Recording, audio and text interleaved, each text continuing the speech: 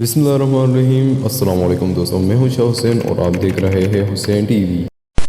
تو دوستو، جب حضرت یوسف علیہ السلام وزیر خزانہ بنے تو خوشحالی کے 7 سالوں میں بہترین تدابیر اختیار کر کے اناج کو محفوظ کر لیا۔ پھر جب 7 سال قحط سالی پڑی تو آپ علیہ السلام نے متاثرین میں غلہ بانٹنا شروع کیا۔ آپ علیہ السلام ہر شخص کو رقم لے کر سال بھر کے لیے غلہ دیتے تھے۔ اس قحط کا اثر مصر سے بڑھ کر کنعان شہر جہاں یعقوب علیہ السلام رہتے تھے تک بھی پہنچا، لہٰذا آپ علیہ السلام کے سوتیلے بھائی اپنے والد محترم کی اجازت سے اور رقم لے کر غلہ لینے کے لیے مصر آئے۔ آپ علیہ السلام نے انہیں فوراً پہچان لیا، لیکن بھائیوں نے نہیں پہچانا، کیونکہ جب انہوں نے آپ علیہ السلام کو کوے میں پھینکا تھا اس وقت آپ علیہ السلام بہت چھوٹے تھے۔ انہیں یہ خبر نہ تھی کہ اس کے بعد یوسف علیہ السلام کے ساتھ کیا ہوا۔ انہیں یہ گمان بھی نہ تھا کہ آپ علیہ السلام صاحب اقتدار میں ہوں گے۔ حضرت یوسف علیہ السلام نے بھائیوں سے اجنبیوں کی طرح گفتگو کی اور پوچھا کہ تمہارے سوا اور کوئی بھی تمہارا بھائی ہے؟ انہوں نے کہا کہ ہم 12 بھائی تھے، ہمارا ایک سوتیلا بھائی جنگل میں ہلاک ہو گیا اور اس کا ایک سگا بھائی اور ہے جو والد کے پاس ہے، وہ ہمارے ساتھ نہیں آیا۔ حضرت یوسف علیہ السلام نے اپنے خدام سے کہا کہ ان کی اچھی طرح مہمان نوازی کرو، چنانچہ ان کی خوب مہمان نوازی کی گئی اور اس کے بعد آپ علیہ السلام نے انہیں خوب غلہ دیا اور ان کی رقم بھی غلے میں واپس رکھوا دی، اور ساتھ ساتھ یہ بھی کہا کہ آئندہ جب میرے پاس آؤ تو اپنے چھوٹے بھائی بنیامین کو بھی ساتھ لانا، اگر تم اسے نہ لائے تو تمہیں غلہ نہیں ملے گا۔ حضرت یوسف علیہ السلام سے غلہ حاصل کرنے کے بعد آپ علیہ السلام کے سوتیلے بھائی اپنے گھر پہنچے تو دیکھا کہ غلے کے اندر ان کی وہ رقم بھی موجود تھی جس کے عوض انہوں نے غلہ لیا۔ وہ اپنی رقم دیکھ کر بہت زیادہ متاثر ہوئے اور جب دوبارہ غلہ لینے کے لیے جانے لگے تو حزب عدا اپنے سوتیلے بھائی بنیامین کو ساتھ لے جانے کے لیے اپنے والد محترم حضرت یعقوب علیہ السلام کی خدمت میں حاضر ہوئی اور عرض کیا، اے ابو جان، دیکھ مصر کا بادشاہ کتنا رحم دل ہے، اس نے ہمیں غلہ بھی دیا اور ساتھ میں ہماری رقم بھی واپس کر دی۔ اس نے ہم سے یہ کہا کہ جب دوبارہ آؤ تو اپنے ساتھ اپنے بھائی بنیامین کو بھی لانا، اگر تم اپنے اس بھائی کو ساتھ نہ لائے تو تمہیں غلہ نہیں ملے گا۔ اے ابو جان، اب ہمارے ساتھ ہمارے بھائی بنیامین کو بھی بھیج دے تاکہ ہم زیادہ غلہ لے کر آئے اور ہم اس کی ناگہبانی کے ذمہ دار ہیں۔ حضرت یعقوب علیہ السلام نے انہیں منع کر دیا اور کہا کہ میں ہرگز تمہارے ساتھ بنیامین کو نہیں بھیجوں گا، کیا میں بنیامین کے بارے میں بھی تم پر ویسا ہی اعتبار کروں جیسا اس کے بھائی یوسف علیہ السلام کے بارے میں کیا تھا؟ آخرکار بیٹوں نے خوب منت سماجت اور پکے وعدے کیے تو حضرت یعقوب علیہ السلام بنیامین کو اپنے سوتیلے بھائی کے ساتھ بھیجنے پر رضامند ہو گئے۔ جب بیٹا غلہ حاصل کرنے کے لیے کنعان سے مصر کی طرف روانہ ہوا تو حضرت یعقوب علیہ السلام نے انہیں یہ نصیحت فرمائی کہ شہر میں ایک دروازے سے داخل نہ ہونا بلکہ الگ الگ دروازوں سے داخل ہونا۔ آپ علیہ السلام نے انہیں یہ نصیحت اس لیے فرمائی کہ وہ سب کے سب بھائی خوبصورت ہے، کہیں ایسا نہ ہو کہ ایک ہی دروازے سے داخل ہونے سے انہیں کسی کی نظر لگ جائے۔ بیٹے اپنے باپ کی نصیحت کے مطابق مختلف دروازوں سے شہر میں داخل ہو کر حضرت یوسف علیہ السلام کی خدمت میں حاضر ہوئی۔ آپ علیہ السلام پہلے ہی سے ان کے منتظر تھے۔ جیسے ہی بھائی آپ علیہ السلام کی خدمت میں پہنچے تو انہوں نے ان کا پرتپاک استقبال کیا۔ جب تمام بھائی بنیامین سمیت حضرت یوسف علیہ السلام کے پاس پہنچے تو آپ علیہ السلام نے انہیں شاہی مہمان خانہ میں ٹھہرایا اور خوب خاطر تواضع کی، پھر اپنے سگی بھائی بنیامین کو تنہائی میں بلا کر بتایا کہ میں تمہارا بھائی یوسف ہوں، اللہ تعالیٰ نے مجھ پر بڑا کرم کیا کہ مجھے کنویں سے نکال کر مصر کا وزیر خزانہ بنا دیا۔ بھائیوں کی باتوں پر غم نہ کرو اور ہماری یہ بات بھی ظاہر نہ ہونے دینا، میں انشاءاللہ العزیز کسی تدبیر سے تمہیں اپنے پاس روک لوں گا۔ چنانچہ آپ علیہ السلام نے اپنے بھائیوں کو 3 دن تک اپنے پاس رکھا، پھر ہر ایک کو ایک ایک اونٹ غلہ دے کر روانہ کیا۔ چنانچہ آپ علیہ السلام نے اپنے نوکروں کو حکم دیا کہ شاہی پیالہ چپکے سے بنیامین کے سامان میں رکھ دو۔ یہ قافلہ جیسے ہی مصر سے روانہ ہونے لگا تو پیچھے سے ایک آدمی نے آواز لگی، اے قافلے والو، تم چور ہو۔ بھائیوں نے پوچھا کہ تمہارے کیا چیز گم ہو گئی؟ اس نے کہا، بادشاہ کا ایک پیالہ گم ہو گیا۔ بھائیوں نے اپنے آپ سے یہ الزام دور کرنے کی کوشش کی تو شاہی خادموں نے کہا کہ اچھا یہ بتاؤ جس کے سامان سے وہ پیالہ برآمد ہوا، اس کی سزا کیا ہوگی؟ سب نے کہا اس شخص کو اس کے بدلے میں یہی روک لیا جائے۔ چنانچہ جب تلاشی لی گئی تو بنیامین کے سامان میں وہ پیالہ برآمد ہو گیا۔ جب بنیامین کے سامان سے شاہی پیالہ برآمد ہوا تو بھائیوں نے فوراً کہا ہم تو چوری کو بہت ہی بری حرکت سمجھتے ہیں۔ البتہ بنیامین کی چوری پر تعجب نہیں، کیونکہ ان سے پہلے ان کے بھائی یوسف علیہ السلام نے بھی چوری کی تھی۔ یہ الزام سن کر آپ علیہ السلام نے صبر و تحمل کا مظاہرہ کرتے ہوئے دل میں کہا کہ تم جس چوری کا مجھ پر الزام لگا رہے ہو اسے اللہ تعالیٰ ہی بہتر جانتا ہے۔